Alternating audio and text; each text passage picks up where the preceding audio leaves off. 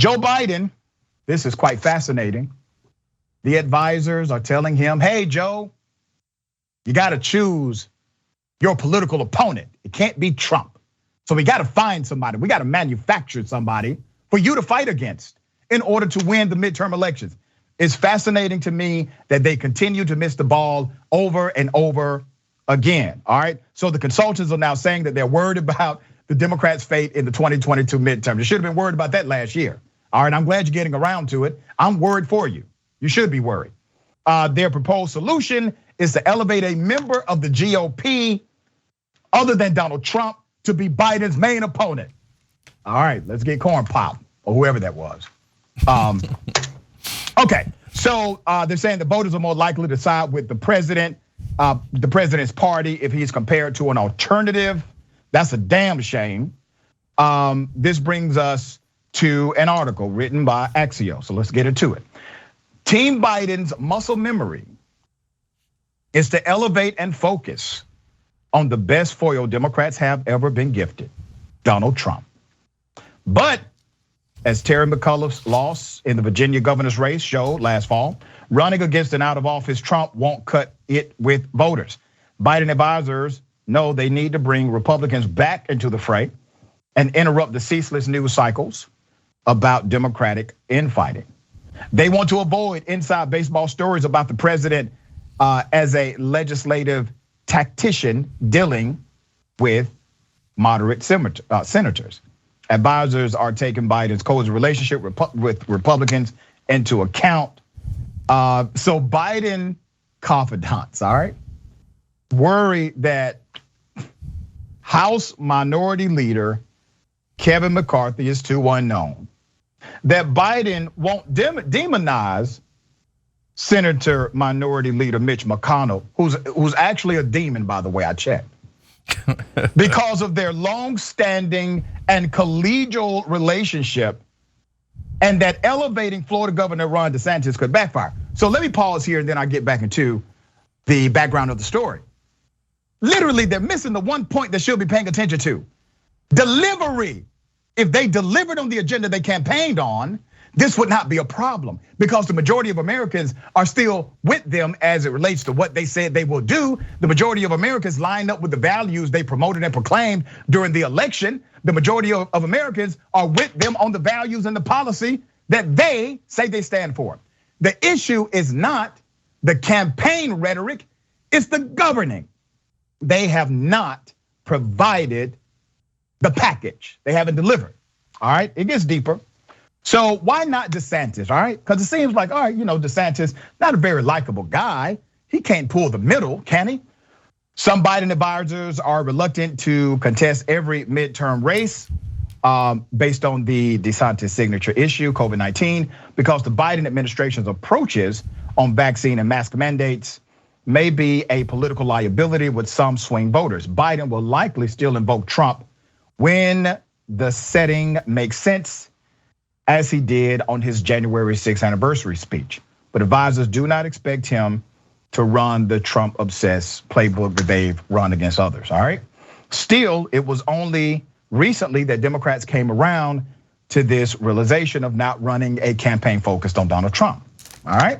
Now, I said this before. I said, I think they're believing they can simply bring everybody back to the table and say, hey, you gotta vote for us again because we're really the only game in town. Look at the alternative. Well, that's not working. Since the Democrats drubbing in Virginia last fall, vulnerable House Democrats have been warning against talking too much about the former president. Today, there's close to a consensus that Democrats cannot hold Congress by focusing on Trump. It would be a mistake to run against Trump in the 2020 elections, says Senator Chris Coons, all right? One Biden pollster argued that Dems were doing too much governing, okay? One of the problems, you gotta listen, you gotta laugh, not to cry. One of the problems, according to this expert, one of the problems is our messaging has been driven by governing, not by campaigning. And we need to move into campaign mode. If you're trying to negotiate on the Hill, it's hard to draw contrast. If you're trying to win November 2022 elections, You must draw contrast. Now I'm gonna speak now as a professional political consultant and strategist. For years, I was the political director and chief strategist for the Georgia Democratic Party. I won a record number of political campaigns, was cited as best political strategist of the year 2 years in a row. You know how I got there? By recruiting people that gave a damn about the policies rather than trying to create optical illusions around them in order to manipulate voters to participate.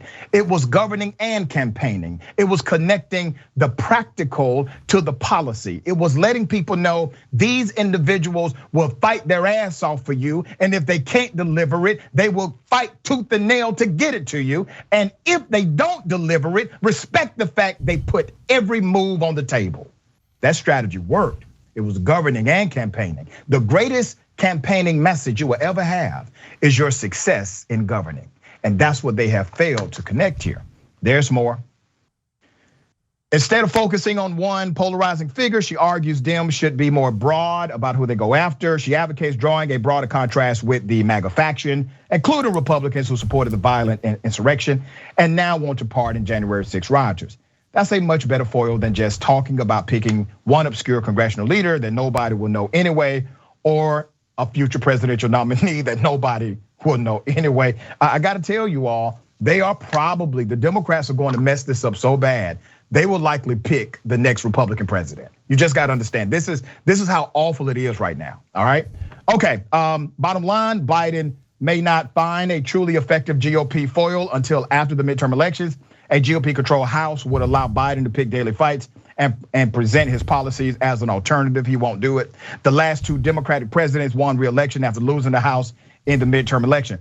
Right now, Biden's approval rating sits at about 40%. That's the lowest thus far. I got to remind everyone, and I said this on day one, Biden is an institutionalist.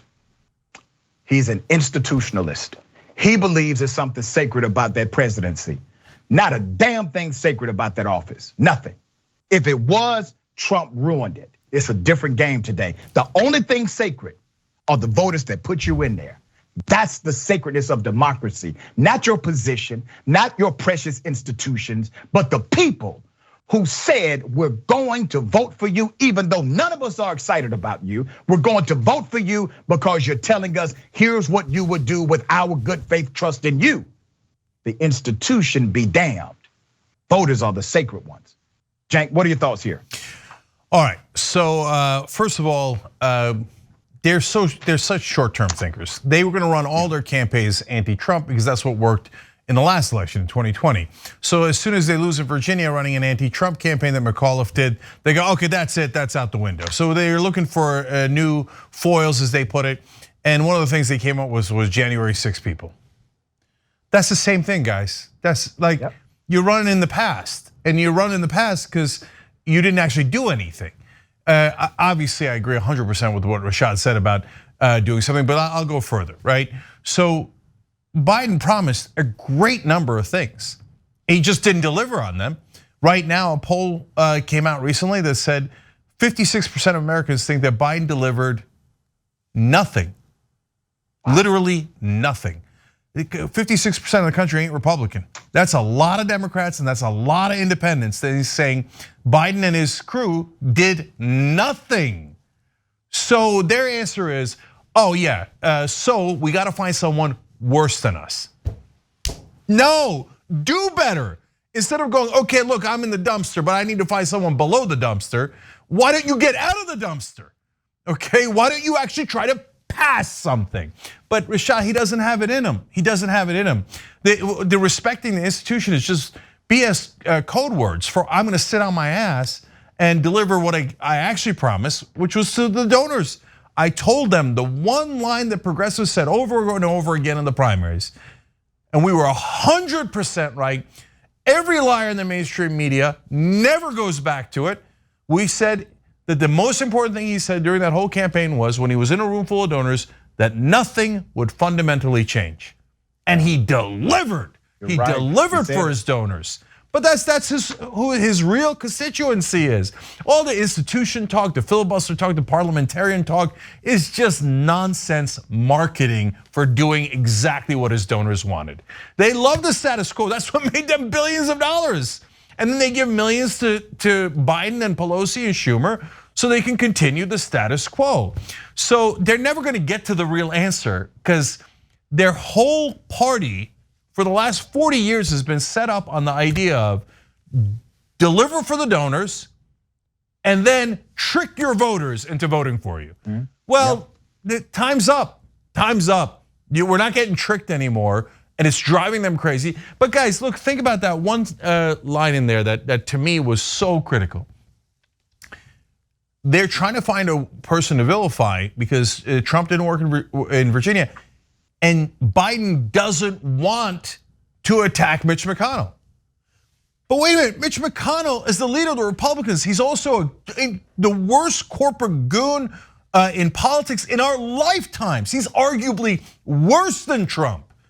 He's taken over $1 billion in donor money. He's the guy who was critical in Citizens United and McCutcheon in making politics dirty and corrupt. He's patient zero. And Biden thinks, I like him more than my own voters. I like him more than my own party. Even if it means we're gonna lose, I refuse to attack my dear, dear friend Mitch McConnell because he cares so much more about him than he does about you. And that's a fact. That's a fact. That's Axios, mainstream media 101 reporting from Democratic insiders. Saying, well, obviously we can't attack McConnell because Biden and McConnell are best friends. That is grotesque, it's sick. And the fact that people in Washington, Democrats in Washington, don't realize that that's sick, that not only do overwhelming majority of Democratic voters hate that idea, it's nearly vomitous.